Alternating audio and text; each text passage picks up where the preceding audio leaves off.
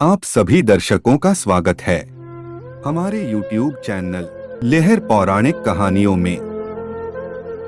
जब श्री राम अयोध्या में राज्य करने लगे, तब एक दिन समस्त ऋषि मुनि श्री रघुनाथ जी का अभिनंदन करने के लिए अयोध्यापुरी में आए। श्री रामचंद्र जी ने उन सबका यथोचित सत्कार किया। वार्तालाप करते हुए अगस्त्य मुनि कहने लगे, युद्ध में आपने जो रावण का संहार किया वह कोई बड़ी बात नहीं है, परंतु द्वंद्व युद्ध में लक्ष्मण के द्वारा इंद्रजीत का वध सबसे अधिक आश्चर्य की बात है।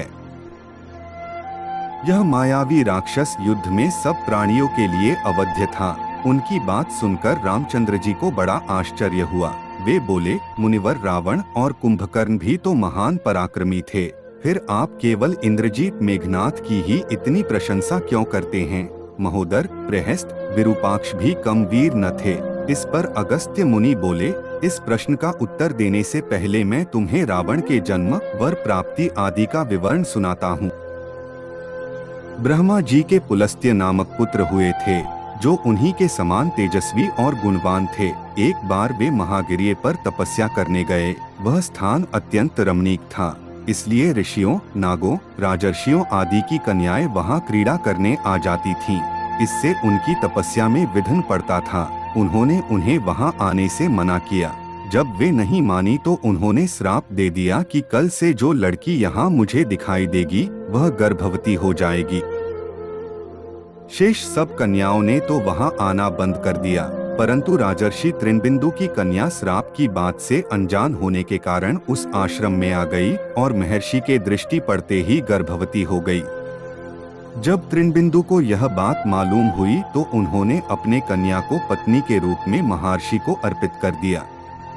इस प्रकार विश्रवा का जन्म हुआ, जो अपने पिता के समान वेदविद और धर्मात्मा हुआ। महामुनि भरद्वाज ने अपनी कन्या का विवाह विश्रवा से कर दिया। उनके वैश्रवण नामक पुत्र हुआ, वह भी धर्मात्मा और विद्वान था। उसने भारी तपस्या करके ब्रह्मा जी को प्रसन्न किया और यम, इंद्र तथा वरुण के सदस्य लोकपाल का पद पाया।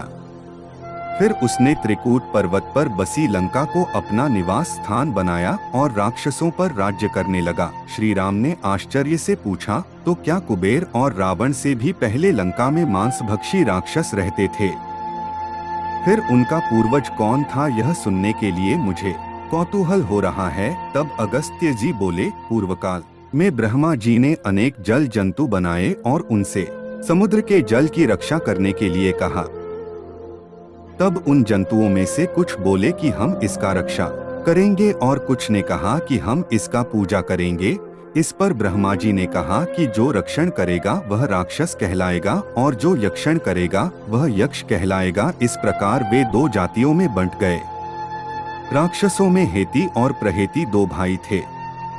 प्रहेति तपस्या करने चला गया, परंतु हेति ने भया से विवाह किया, जिससे उसके विद्युत्केश नामक पुत्र उत्पन्न हुआ।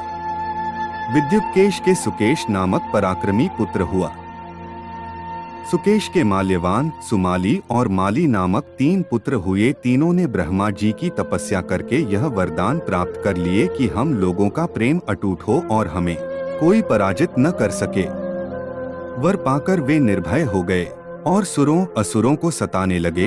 उन्होंने विश्वकर्मा से एक अत्यंत सुंदर नगर बनाने के लिए कहा।